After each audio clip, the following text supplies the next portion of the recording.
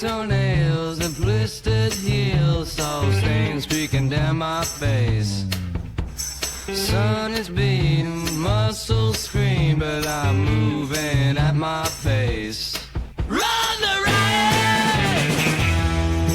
Leave the world behind!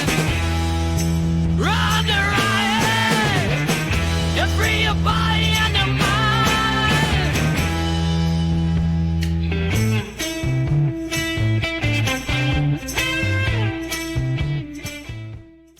All right, today on the Run the Riot podcast, we'd like to welcome back Amanda Lynch. What's going on, Amanda? Hey, how's it going? So we were just talking. It's been a while. I was thinking maybe it's been about a year or two, but it was 2020 the last time we had you on the podcast. Yeah. It's crazy. It's crazy. Yeah. Well, and you've run like a lot since then. Like, I don't know. It seems like every time I'm logging on to Facebook or every weekend or whatever, your hubby's posted updates from one of your races. Oh, I do enjoy a good race. It's fun.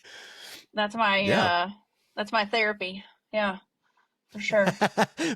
Yeah. And sometimes it's just got to do it, you know. It just got to get out. Yeah. Now I haven't been training at Turkey as much, Turkey Mountain, and I used to see you a lot out there. Are you still training at Turkey a good bit? Oh yeah, a lot of miles out there. You bet.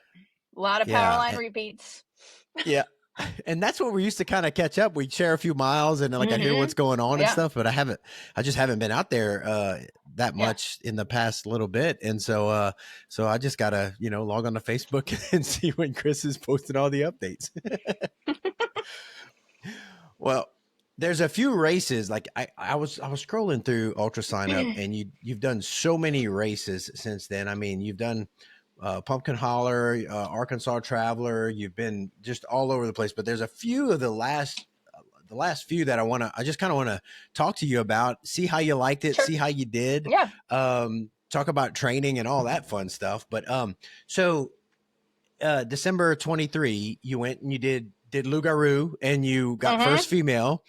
So congratulations on that, like way late. But how did you like it? I mean, that's my first 100 was out there. I love that course. I had a blast. I had a fun start to finish. I'd love to go do it again. I love that race. It was super fun. Yeah, it's I love the trail. It's got enough different terrain as you go.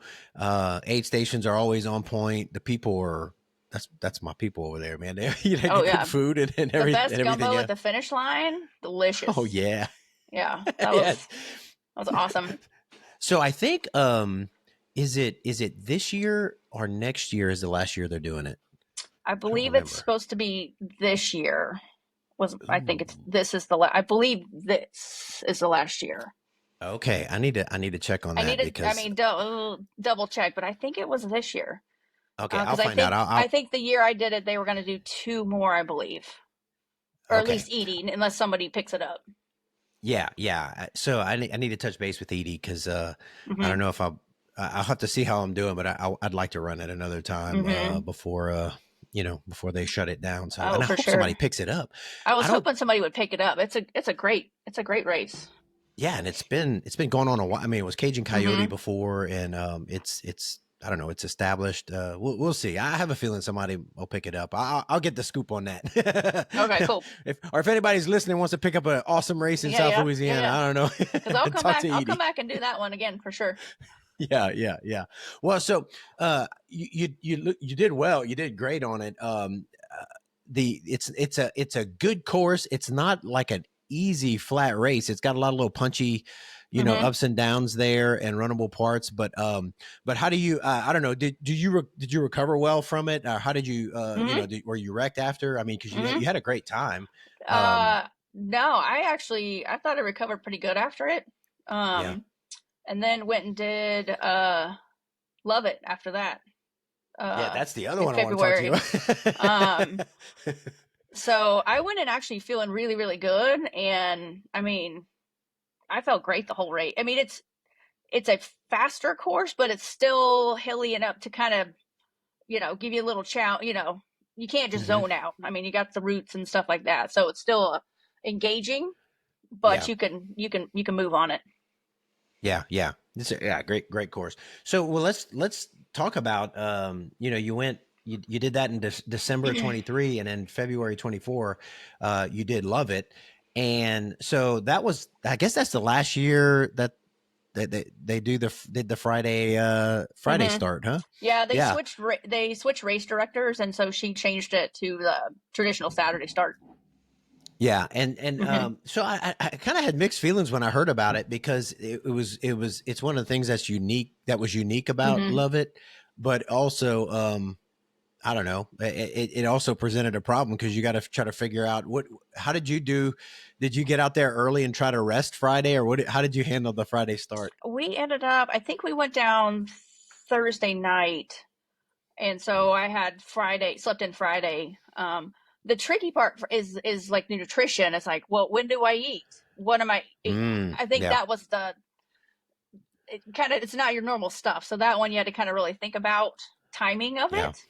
yeah, Um, but I kind of liked it. I didn't mind the night start. It was nice to yeah, finish, and then you could go to bed at your normal hour, yeah, which yeah. was super nice. So your schedule wasn't too messed up. Yeah. Yeah, you just up for a whole night. I didn't have, when I Hmm. did it. I guess the hardest part for me was try to make myself rest during the day. You kind of amped up and Hmm. all, and then in Yeah. it eating, you got to figure out what's your normal, I don't know, before 100. What do you normally eat, like on a normal start? How Oh, do you handle it? pasta with Just either pasta. chicken or Okay. shrimp and veggies. Yeah. Oh yeah. Are you still chugging the Pedialyte the days before? You know Yeah. it. Absolutely. That Kathy Still the doing it. Kathy trick. Yeah. Hey, it's worked for me. I'm not going to change it.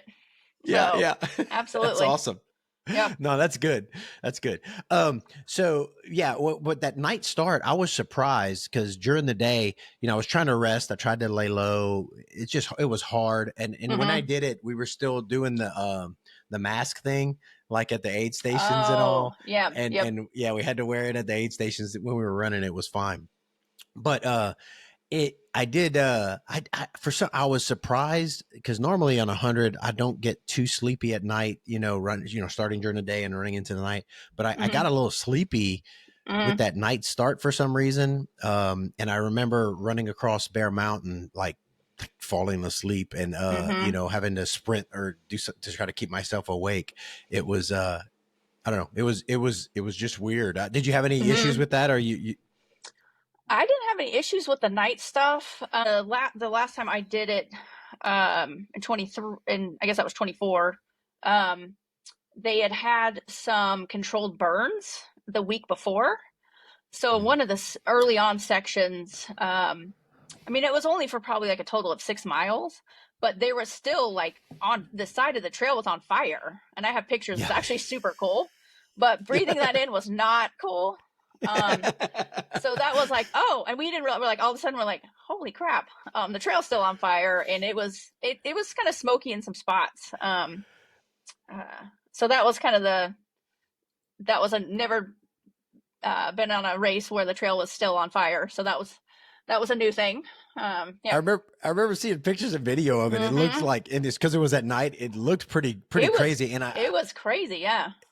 yeah, a runner that I was working with at the time, it messed with his head, like the fire and the Hmm. smoke, and Hmm. like he had trouble, like, wrapping his mind around it and Hmm. continuing on. It just kind of threw him off. But I guess that's like, it's not something we encounter a lot during ultras, but Hmm. but fire, not Yeah, I often. was like, oh, I gotta stop and take pictures for this for a second. So I got Yeah. some pretty cool pictures from it. Yeah.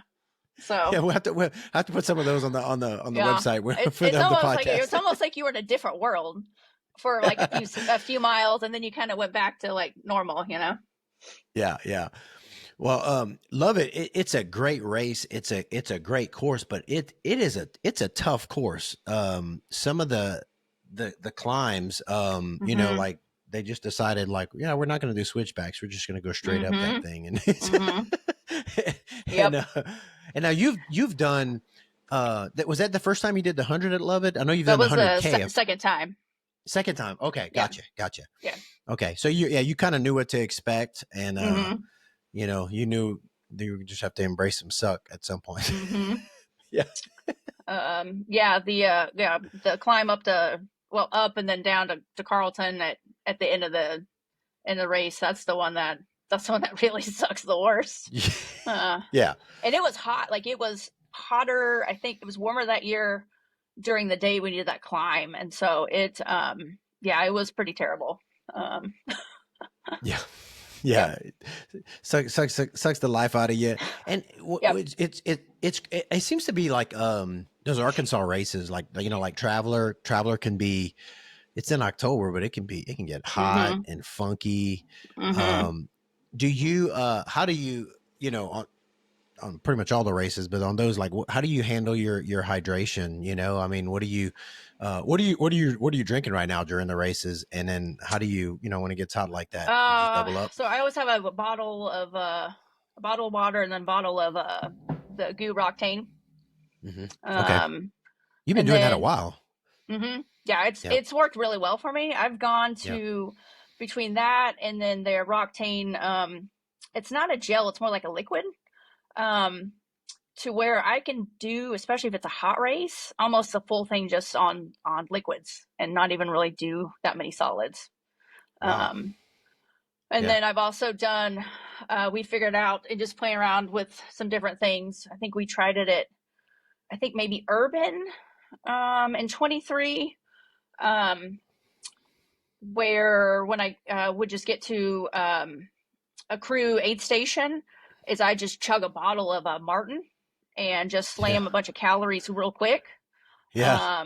And doing that let me be able to actually get through on pretty much liquids and actually do pretty well in the heat. Nice. For those listening, that's the Tulsa Urban Ultra, where you run 20 or 20, it changes sometimes, 20 or 25 mile loops around Tulsa on in the heat, concrete heat. Yes. Yep. I'll share this. We're all ultra runners that, people that are listening. When I did Urban, the year that I did Urban, I got so dehydrated. Now I have never seen my pee so dark. It was so bad. It was bad. I was debating whether to go to the doctor after or not. It looks like Coca-Cola, but I ended up just really hydrating and I was fine after, but it got pretty funky and and the concrete was running on that concrete. Yeah, it's brutal. Yeah. It'll beat you up. Yeah, it trashed my feet big time. Yeah. So 2 of the races that really just beat me up, it's Kathy's fault, because it's Urban. And then when we did the one in Owasso for Run for Kathy's birthday, and that was all on asphalt and pavement, and I was like, that's just it's rough, man. So you end up doing most of it on liquids. You don't what stomach issues? You don't have any issues when usually? That's awesome. Yeah. Well, and I'll throw in. I do well with like oranges and watermelon, so I'll throw in like some fruit as well. But like I think like for Urban and I can't remember Loup Garou, but at least a couple of them I was able to do pretty much mostly liquids. So the Morton, it's that, like, what, I don't know, 320 mix or something like that. You just kind of chug that at an aid station to get throw in some more calories. It's pretty smooth, and I can and so I'll just chug it as much as I can and just get in some extra calories when I can. Okay. And now I actually have some of those packets because I got like a sample from the feed or something that had the goos and that. I haven't used it, but I've used the goos quite a bit. I mortgaged my house and bought some, and they work really well though. And I've used them, a while back. Do you use the goos at all, or just pretty much the liquid? Or do you have any like for, I don't know, just extra calories or whatever? Or are you just carrying the liquid? Yeah, I mean, I'm doing the lemonade goos, the liquid like liquid gels, those lemonades. Okay. Yeah, so I'm doing those along with the with my bottles. Gotcha. And they've worked really well for me. Nice. Are you calculating like calories and carbs per hour? I mean, more or less. I know we have a game plan, but don't always stick to it. What are you shooting for? Yes, I try to. I'm pretty good, the first half, and then as it gets later on, it's like when did I eat? You know, you kind of lose track Yeah. of things a little bit. Yeah. Yeah. But I mean, I'm trying to get, you know, with my bottles and then trying to eat, at least, you know, hit one, you know, 1 to 2 of those in hours, you know, as much as I can. Yeah. Yeah. Hmm. Well, I'm asking because I mean, you've been so consistent in your racing, in your, when I see you at a race and I'm watching, and I see the results, it's like, man, it's just, you're out there just crushing it, you're just consistent. And so, I want people to hear that, and hear what works for you, and it doesn't work. It might not work for anybody, but once you figure out what works well for you, I mean, Sure. why change? Yeah. Right. Yeah, absolutely. Yeah. So that being said, well, Lovit, you did great. You were first female at Lovit, and Lovit is, like we said, it's a tough course. It's really rocky.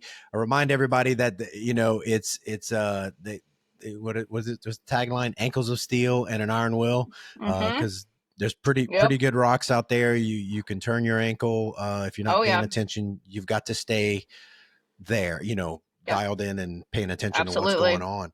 Great race though. Fantastic race. Love that race. Love it. Yeah. Yeah. And then, I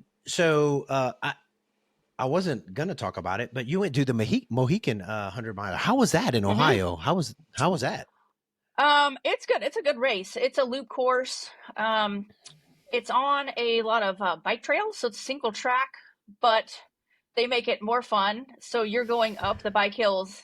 When they're going down, you're going up. So it's short, punchy, very short, punchy hills that just kind of just take a toll on you. That third loop, after you do the first few, you're like, yeah, this is. I was running with a guy at one point, and we were like, yeah, this is gonna suck on that third or fourth loop, I guess.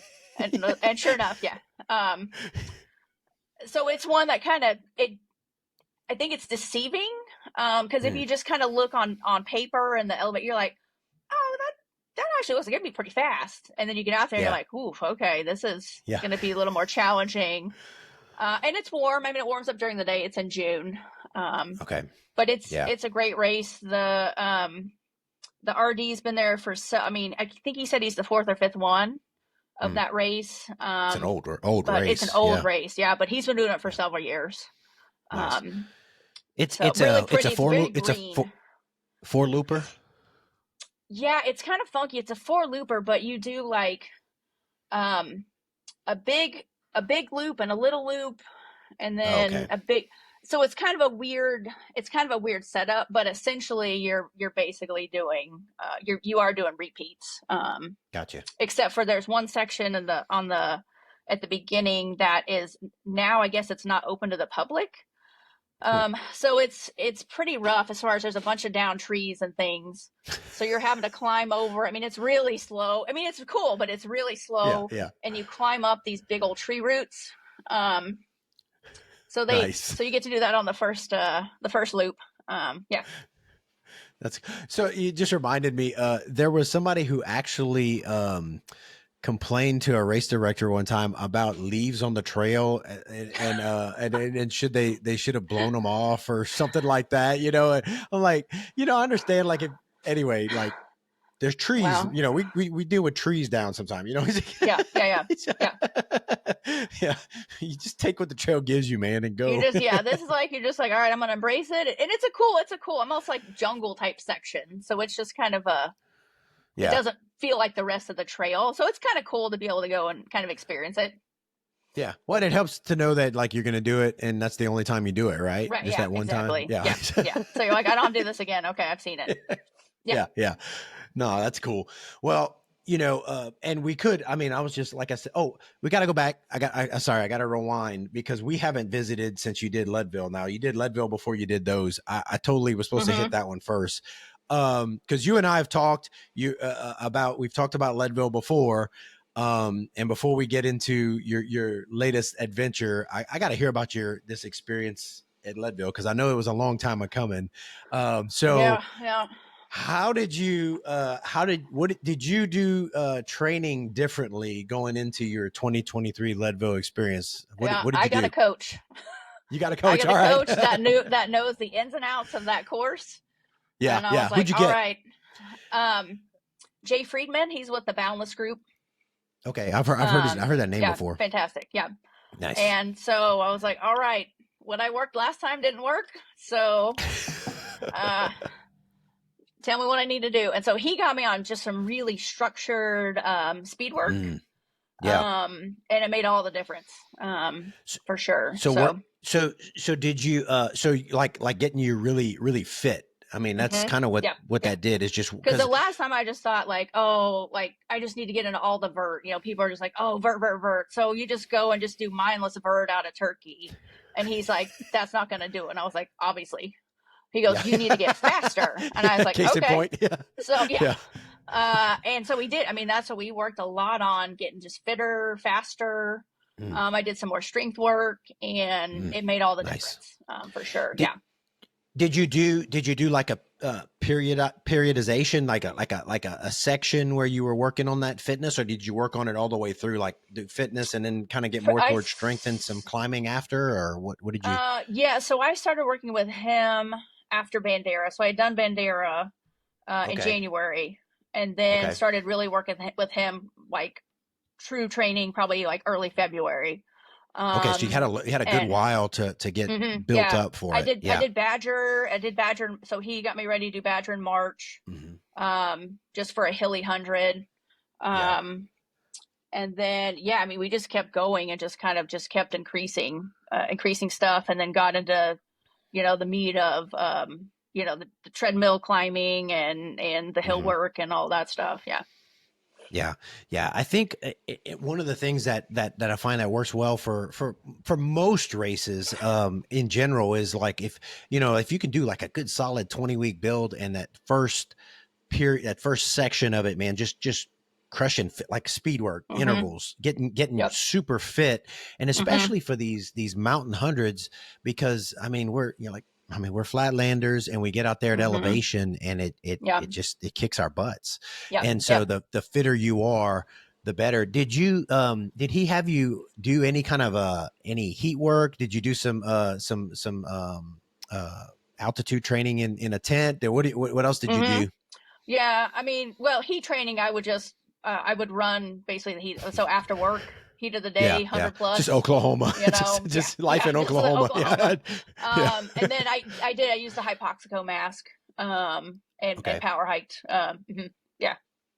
So would you power hike like a turkey with the mask, or on a treadmill with the mask? No, it's hooked up to the machine. It's like in the tent. Oh, it's one of those. Okay. Yeah. So I'd put that on, set it at 12,000 or whatever, and then just crank up the treadmill, and then just power hike for 45 minutes or whatever. Nice. So did you buy one of those? I did. I've had it for a while now. I did a rent to own, kind of just like, well, I rented it for a race just to see, and I was like, hey, this is pretty cool, and it was kind of like, hey, if I'm gonna stick with this, might as well do an investment. So I actually have one at the house. Nice. It's pretty Well, you race so much, and I mean, and I know you probably got it specifically for Leadville, but I know you're going to do other mountain races. I use it honestly even for like flat, like Lovit. Just because it does help your performance. So I will do it for like leading up to any of the hundreds, no matter, whether it's at sea level or altitude or whatever. I've just found it's actually been pretty beneficial. Yeah. It helps you with with fitness and efficiency, and so, no, that's pretty awesome. Did you, so just curious, because I've never used one. My experience with altitude has been at altitude. And so does it feel like when you set it and you wear that thing, like you feel like you feel when you go to Leadville? Yeah, absolutely. I know they say the heat training, like here in Oklahoma, is like the poor man's altitude. It's not. I'm telling you, it is not the same. You go run in 110, and it does not feel the same as climbing Hope Pass. That, yes, you can tell. And I'll wear a pulse ox, and if I really crank it up, I mean, I've dropped it to like 70% before, and you know it, and you're like, woof. You can, if you want to really get aggressive, you can absolutely do it. So it's not quite as, because you're still on the treadmill. It's not quite the same as, climbing up the backside of a mountain, but it's probably the closest thing that I can do for like a mountain race. Yeah. Well, just curious, what's the brand that you have of Hypoxic. It's okay. It's I'll a have to look that Hypoxic. up. I'm just curious Yeah. because I've toyed with when I had mountain races, like getting one to sleep in, and when it tends to sleep in, and Jennifer's like, we're not doing that. I was like, okay, that might be too much. I'll wear the mask. So I'll wear it for 4 to 5 weeks leading up to a race, and generally that works pretty well. Yeah. You do it like a few times a week leading up to the race, like usually do it like 3 to 4 times a week. Okay. And then I've also done it too, where you can even just set it up to where you're just like if I'm working on the computer, you can just wear it sitting and still get some good effects from it. Yeah. Oh, nice. Okay. Well, that makes sense. Yeah. Because the things we do, man, I can just see you working on the computer with a mask. It works. Multitask. Yeah. Hey, you got to do what you got to do, man. Absolutely. That's great. That's awesome. So you change things up. You got super fit. You continue to use that. So going into it, what felt different this? I mean, could you tell the difference when you ran it this year? I mean, I just even at the start line, I just felt so much more confident. I was like, all right, I got it. It's just how fast can I do it in? So I felt really good going into it. Did you go early even though you? No. So what I've done every time we've been up there, and it's worked well for me, just because I'm so limited on vacations and all the racing and stuff like that. So we went up a couple days early, but we stayed the first night in Denver and then went to Leadville. So that way, because to fly in from Tulsa and you go Denver and then you drive right to Leadville, that's such a huge change on your body. It's pretty rough. So if you kind of break it up, and so if I'm there 2 days and then race, it's generally worked out pretty well for me, and I haven't had too much as far as issues with the altitude. Nice. Well, well, congratulations on getting it done. I just know that's been a monkey for you, man. And yeah, absolutely. Yes. No, that's true. That's true. I was glad to finally do it. Yeah. So, I don't know, you were familiar with the course and everything. And, I don't know, finally seeing the finish line and knowing you achieved it. I don't know. How did it feel? I mean, it was pretty amazing. I mean, once you hit that pavement and then, you see that red carpet and, so I had a pacer. And so as soon as we kind of get close to the red carpet and there's the crowd there on either side of the street, she kind of peeled off and was like, go do your thing. And, I was pretty good. But then once I got close to the timing mat and I saw, the lady, I'm blanking on her name now.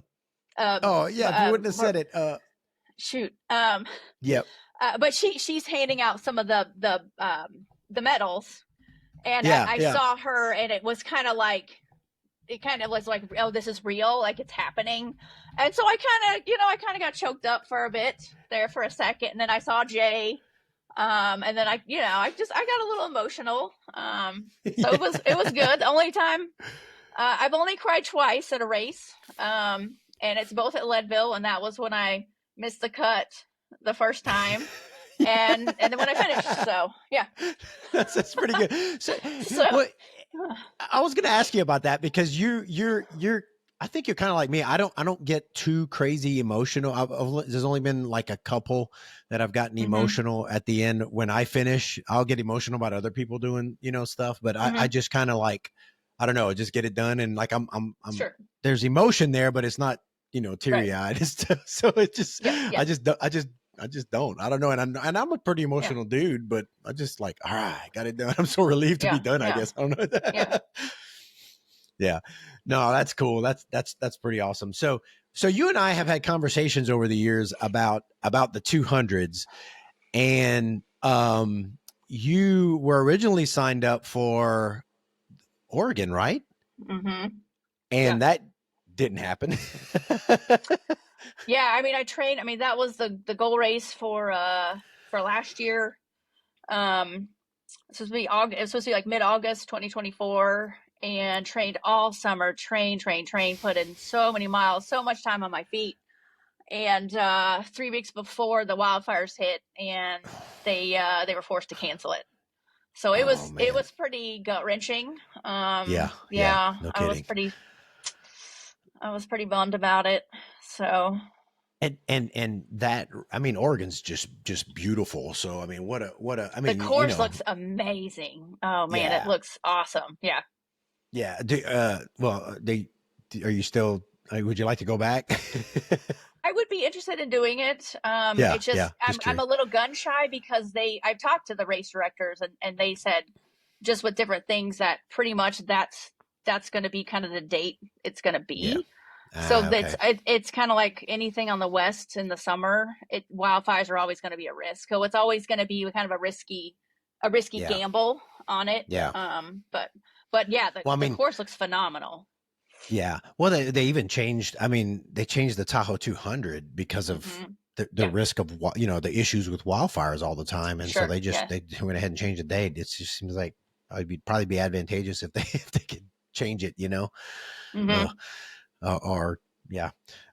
So you ended up signing up and doing the Southern States 200, and so I don't know a whole lot about it. So I need you to inform me and tell me about the Southern States 200. So um and tell me, I don't know, about how you prepared for it, and I Hmm. want to hear all your experience about it.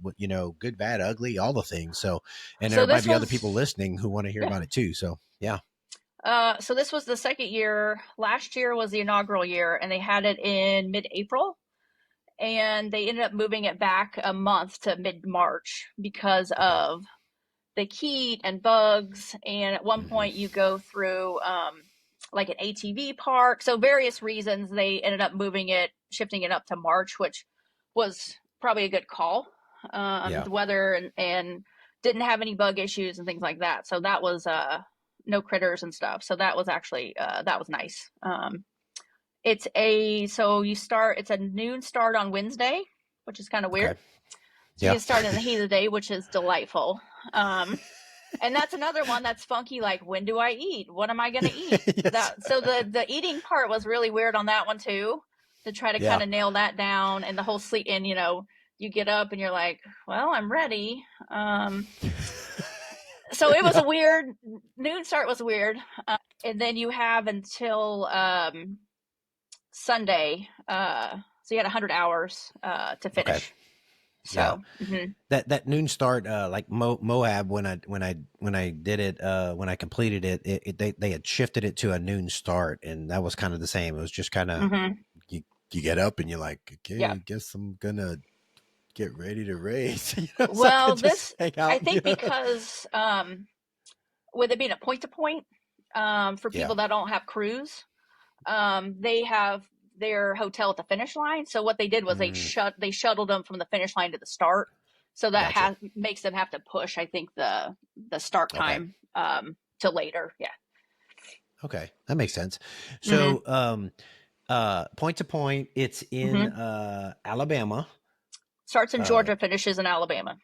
okay, okay, and Hmm. a portion of it's on the Pinhoti Trail, isn't it? Most of it's on the Pinhoti Trail. Oh, okay, gotcha. Okay, Yeah. nice. Some people call it, I mean, they've also known as the Pinhoti 200. So a lot of it's Okay, on the Pinhoti Trail. Yeah. okay. So tell me. I know the Pinhoti 100. It's got a great reputation. People Hmm. love that race. Tell me about what's the terrain like, and how was it? It's a lot of single track, Okay. like true single track. Um, so the first 70 miles is pretty much like true single track. Hmm. I mean, you got some rocks, you got some roots, rollers, no big climb. So it's, you can move. It's pretty fun. Nice. And then from 70 to 85, you've got some, like some hard packed kind of rails to trails type stuff. Yeah. And then 85 to 100 is pavement, which was, not awesome. Yeah. But that's all right. And then after that, you really don't have a whole lot of pavement, so that's good. Yeah. And then is pavement like going through to a you're city basically area going or through whatever? like a town. Yeah. Yeah. So you kind of gotcha. jump off a trailhead. You kind of go through this town and then you pop back on the trailhead essentially. Gotcha. Okay. Yep. And then it's trail to 112, and at 112 you cross into Alabama. So from Georgia, Alabama. And I mean, they weren't kidding. Like literally when you cross over, it just becomes rock gardens. I don't know what happened at that state line. But I was like, yeah, so from 112 for like 10 miles is, so you do rock gardens on single track. It kind of reminded me of like switchbacks, the Washita switchbacks, kind of that type. And then you go through, and then as I hit, probably around 115, it got dark. And then you go into actually, it's private land and it's an ATV park. And it is just rock gardens and boulders. It's nasty. It's nasty. And it's dark. It's dark. I saw pictures. It wasn't what I envisioned. I saw pictures and it was way worse than what I envisioned. And I was cussing some of those rocks in the middle of the night. And then after that, you pretty much get back onto it, and it's pretty much once you get through that and get to the aid station at 122, it's pretty much all single track after that. Okay. So going into, so as we talked about earlier, you got where you do 100, you do it pretty much, you can do it, pretty much on liquids and a little bit of fruit and some things like that. 200 is a different animal. It's going to take you longer. And so how did you plan your nutrition for this? What did you end up, what was the plan and what would you change if you had to do it again? So my plan was to run the first 100 basically like a normal 100, just slow the pace down. Okay. And that worked really well for me. I felt great. I felt great through the first 100. Not spend a lot of time in the aid stations. And so I was really happy with how the first 100 went. I felt great afterwards or coming through that. And then the second half, it was like, all right, now, sit down, eat real food, take some naps. So a lot more real food than I've ever eaten in a race and more sitting than I've ever done in a race for sure. But we figured out definitely, I think what I would do differently is eat especially like at the crew aid stations, where I spent a little bit more time, is eat. I ate real food, but eat even more, like force myself to eat even more portions. I think I probably I'm good after like a few bites, and I should have I needed to eat more. I think just to help for energy wise. Did you, so you would eat at the aid stations and then you would just kind of continue on with your liquid calories while you were running? You would just, is that how you do it? I had some other, Uncrustables and cookies and the other stuff that I carried with me too. Gotcha. Any stomach issues because you were eating, real food? No, good. No, I don't have any stomach issues. How long did do you remember about your time for your first 100 of it? Just curious. It was just under 26. Okay. So man, that's fantastic. Knowing you have another 100 to go. And so what kinds of things were you eating at the aid stations? Like what were you hungry for? They were like, cooking up all kinds of good stuff. I had spaghetti, I had ramen, I had soups, quesadillas, all the bacon, tater tots. Any burgers? Did you eat a burger? Oh, burger. Yeah. Burgers are great for 200s, dude. I'll just at 157 is where I took my longest sleep. So I slept for an hour and a half. Okay. Had a burger, changed my clothes, and I felt like $1 million. And I cruised through those next 13. I felt great. Nice. Yeah. Well, okay, I'll just tell you my favorite thing. Like, okay, like at night for even 100, I like ramen, like chugging that down, the broth Yep. and all that. It's really good. But for the Mhm. 200s, my favorite thing was they had, I got a hamburger and they had guacamole, and I put the guac on the burger. And for some reason, that was just like, that was the jam. Like once I Okay. tasted that, and it went down so good. After that, at the aid station, if they had hamburger and guacamole, man, I would have a guac burger, and it just fueled me after that. And it was good. It was so good. Oh But I've yeah. never had spaghetti. Yeah. I've never had spaghetti at an aid station.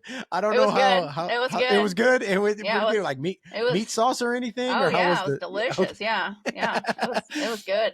some Parmesan on that, man? I don't Yeah. know. Some garlic bread. Yeah. Yeah. I mean, I would have Just taken it if they'd had it. yeah. No, Yeah. that's pretty good. It's funny how I don't know. So it's funny hearing you say though that you ran the 100 just a little slower, but like you normally do, because I've kind of gone into them like, I don't know, always knowing I had more, and so I would make myself eat earlier, like eat more real food, and then even like, I guess for Moab I did it more than before, but like maybe rest a little bit earlier to prepare for the but man, this worked for Yeah. you. You did Yeah. great. Yeah. Yeah, great Well, and time. that's what I mean. It was kind of a, trial and error. Like, Yeah. how early do we say, like, well, let's just see what, So we had Yeah. game plan, but we're just, first time is you just don't know, Yeah. But Yeah. but When I I did think Tahoe the first time, it was like, yeah, let's see what yeah. happens. But the plan was to do the first 122 solo, and then Yeah. there was a sleep station at 122. And Okay. it was like, let's do a first nap there. And so Yeah. that's what I did. And it worked out really good. Yeah. What was your first, how long did you nap for that first nap? 1 hour. Okay. An hour. And then you did it. You said an hour and 45 the next, or what, So what I did was your next one? an hour at 122, and then an hour and a half at 157, and Okay. then 180, 15 minutes. Okay. Okay. So a total of, 3 hours 245. and 240. Okay. Yeah. It's pretty good. Did you do any trail naps?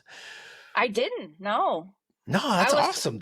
I was actually, because I kept waiting, like, all right, at some point I'm just going to like hit the wall and have to lay down. And I never got to that point. It's good. Which was surprising, but good. Yeah.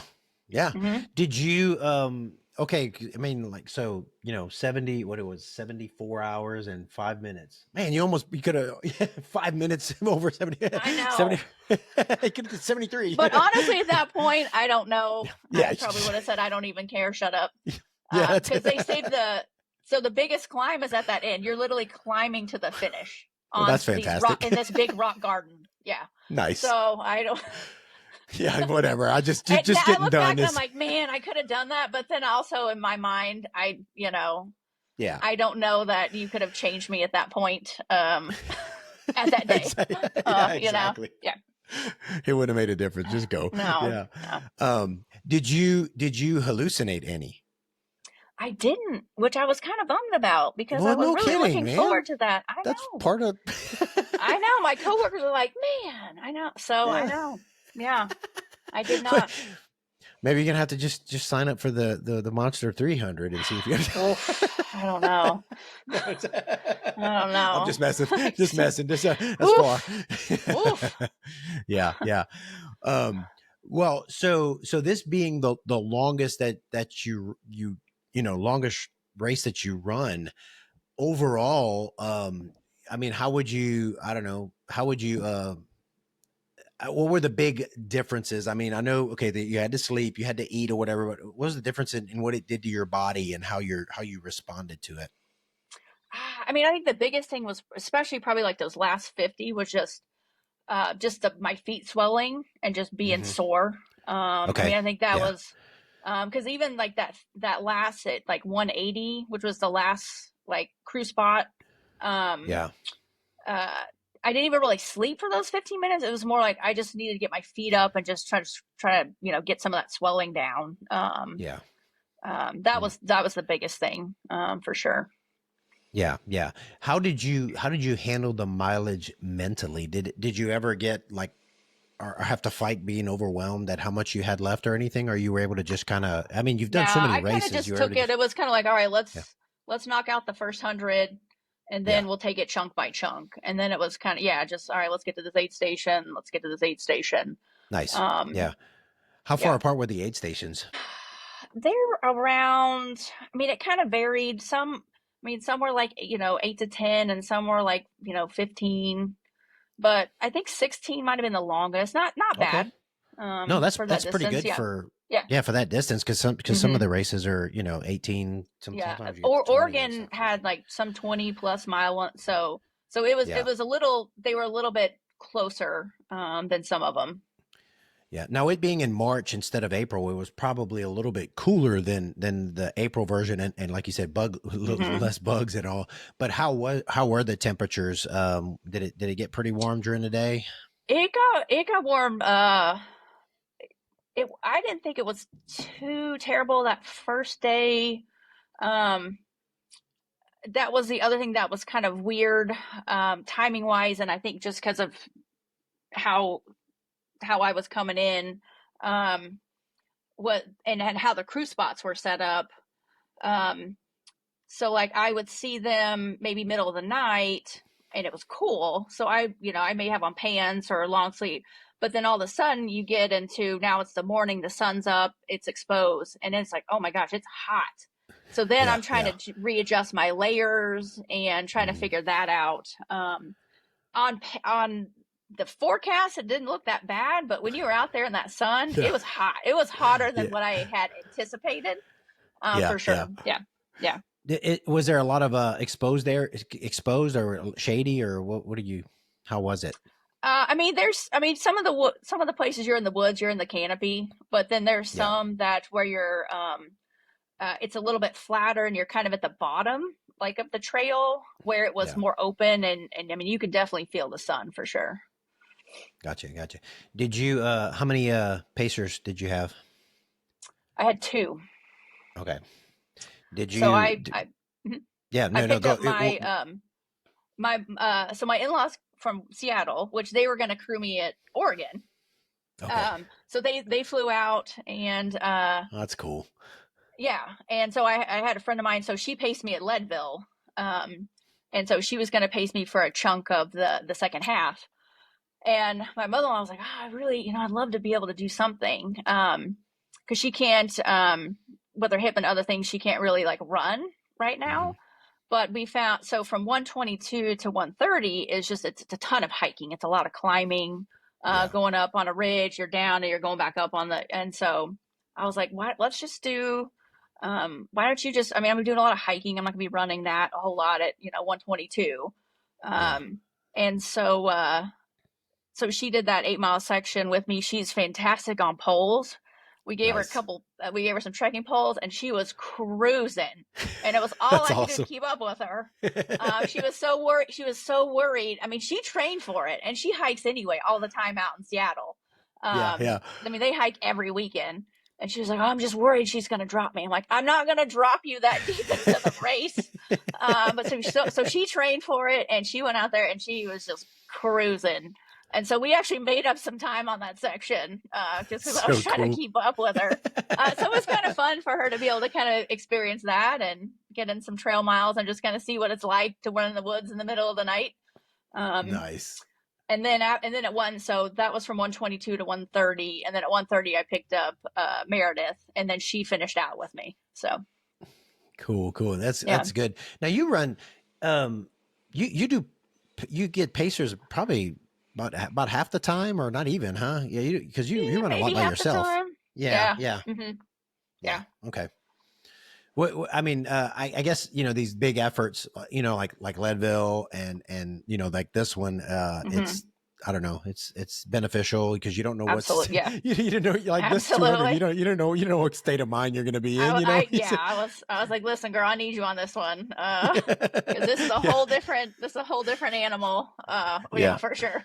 Yeah. So you said you didn't hallucinate, you didn't get too tired, but how was your, we get runner brain, ultra brain and all that toward the end. Were you, how was, you get 150, 180 in, how was your mind? How was your thinking? Did you feel pretty good? I felt pretty good. My lowest point, and it was just more frustration, was coming into that aid station at 157, where I was going to sleep and eat and just kind of reset everything. So I was looking forward to that. And it's off of a lake. Okay. And so I knew it was off a lake. And so you kind of pop off the trailhead and you see the lake and you run across this little bridge and there's a sign for the aid station. And normally any other race I've ever been at, like it means like you're almost there, right? You're within half a mile. You're pretty much, so I was pretty excited because it was getting hot and I was just getting depleted. I just needed to reset. And so I was so ready to get that aid station. I was pretty excited. I was like, oh, there it is. There it is. And so she had the map app on her phone and she goes, she said, no, girl, we have almost 2 more miles. And I said, shut up. No, we don't. And I kind of yell at her like it's her, like she made the course. Yeah, at least her fault. And I was like, no. And I look at it and sure enough, you got to go all the way around the lake. You got to go through these campgrounds, all this stuff. So we're going along and I'm just, fine, and I'm going and I'm like, oh, there, I see tents. No, it's campgrounds. She said, no, you got to do this bunny ear. And then you got to do this bunny ear. And I was just really just. I'm no stupid bunny ear. I want the I know. It was like the longest mile ever. So I was pretty put out. But she was great. I mean, she took it well, handled it well. And she's like, well, what are you going to do? You're going to stop? You have to keep going. I know. And then here's Chris. So then finally I see my husband, Chris. And I'm like, yes, we made it. And he goes, all right, now listen, you got to go up this hill. And I was like, you got to be kidding me. I was like, we're never going to get there. And then after that, I had a burger and a nap and fresh clothes. And then I was like, all right, let's new person. So you seem pretty, it's funny hearing you say that because you seem pretty even keel out there. You've done a lot of races. So it's good to hear that you get a little bit pissy sometimes. Yeah. I did. Yeah. Well. So it's cool. We're still friends. It took 150 something miles, but you got there. Yeah. Right. Yeah, exactly. Oh man. So, well, we talked about emotion. Like, okay, I mean, you did this race. You had to dig. I mean, you had to dig deep. I mean, you dealt with swollen feet, and this is further than you ever had before. Did you get a little bit emotional getting to the finish line there? I did. I think it was just more where Leadville was like, oh, I finally did it. It took me so long. This was just like, I did it. I'm done. I can get off my feet. A different type of emotion, I guess. Relief. More relief. Yeah, like, all right, it's done. I did it, I think that's kind of how I am most of the time. It's relief. I'm proud and I'm happy, whatever. Yeah. Now I have to say, when I did my first 200, that's one of the times I got really emotional. I was just raw. I was just, it's like, and I think it was that I had accomplished it, but also because I don't have to run anymore. I'm done. Right. Oh man. Well, congratulations on that. I know it's, it's been a long time coming, but you crushed it. And this being a second year 200, and these 200s are popping up everywhere. But how would you, rate the race, the aid stations, the organization, and all? Was it pretty good for those people thinking about doing Southern States? Yeah, I think it's really good. The RD, him and his wife, they put on several races down in the South. They do Blood Rock and some of the other ones down there. So they've been doing. He's a run. He just did Moab, so he's a long distance guy too. So he kind of knows, been there, done that. And the volunteers were all fantastic. They were amazing. That makes it. If you got good people at the aid stations that take care of the, especially in the 200, when you get over 100 miles and they know what you need and help you out, it makes a huge difference. How many, what was the field like? I don't even know how many ran. There were 51 started. I think 13 females, a lot of males. I think 13 females, I believe. It looks like 23 DNFs. So, wow, pretty, rough, attrition rate is pretty high, but it kind of is on some of those races and all. Well, I guess now all things are pointing to June 28th for Western States. So you finally got Leadville done. That happened. You got a 200 knocked out, and then now you're in Western States. So I don't know. Are you pretty excited about this? I'm pretty excited. Yeah. That's 7 years. I've been waiting for this for a long time. So absolutely. for sure. I mean, I'm pumped for you. I'm always excited when somebody gets in and you know, and finally gets in and gets to experience it. So what's your training looking like? Well, rewind real quick. What did you do different for training for the 200? Did you just kind of train for 100? Did you increase your volume? What did you do? So yeah, I used actually, David Roche's, he's got a training plan, a 200 training plan. So I kind of played off of his a little bit. Okay. So just a ton of like long back-to-backs. So, you know, where I would do, you know, 20, 30 on a Saturday and then go hike 6 hours on Sunday. So I did a lot of hiking. So several I didn't hours know of he hiking. had a training plan. I'll have to look that up. And more strength training. More strength training. Okay. Because my 100 training plan has some back-to-back like 30-20s. And so like for 200s, I would just kind of modify that a little bit and, you know, and run it on tired legs and stuff. And so how much strength training would you like what would your strength training look like on a weekly basis? What did that look like? So I would try to do like 3 times a week. So 1 hour really hard, like full body. And then 2 other times, like 20 to 30 minutes, just doing a lot, you know, posterior chain, you know, quad, a lot of eccentric quad to get ready for the hills, glutes, calves. Yeah. Now you do PT and everything else and work with PT people and all that. Did you have to, you know, do all this training and stuff and getting ready for these races? Do you get your friends to help, your coworkers to help you out a little bit, put you back together? There was 2 or 3 instances where they did have to needle me. Yes, I did. Okay. Yep. So they were kind enough to help me out because they knew I really wanted it and I was working hard for it. Nice. And so they said, "Now we just want to make sure." Now, one girl, she said, "Now I just want to make sure I get credit for that finish." And I said, "Okay." So I got them all. I went into the Nothing Bunk Cakes and got a bunch of those little bunk cakes for them as a thank you. Yes, so, that's good. Yeah. Well, you've been over the years. I mean, you run a lot, and like I said, you race a lot, but you've been pretty fortunate injury wise. You've held together pretty well, huh? Yeah, for the most part. Yeah. I mean, we all end up with little things here and there, but you haven't had too much to like really derail you that I can remember. The only thing was this fall I did, and I think that was just a culmination of I was just really doing a lot of time on my feet and probably not enough recovery, as I did end up getting a stress fracture this fall after I was still training after Oregon and kind of developed that. So I kind of had to take some time off and then kind of build back up. What a stress fracture in your foot or where? Yeah, in my foot. Okay. How did you handle time off? Okay. It was terrible. It was terrible. terrible. What to say? Like, did you lose your mind? It was not good. It was not good. Poor Chris. There was a couple times where I'm like, man, this is you got to do something. You can't run off the crazy. You got to do something. I mean, I was lifting and I was trying to do like the arm bike for some cardio, which was awful. I hated every minute of that. Yes. It was not good for my mental health. I'll just say that. Yeah. I can relate to that so much when I've had my knee surgeries, a stupid arm bike and just do it. I know. I tried it and I was like, this is just awful. Gotta do something. Yeah. Nice. Yeah. Well, so Western States, what's the game plan, man? What's the training game plan and what are you doing? So basically, I mean, kind of treating it like Leadville.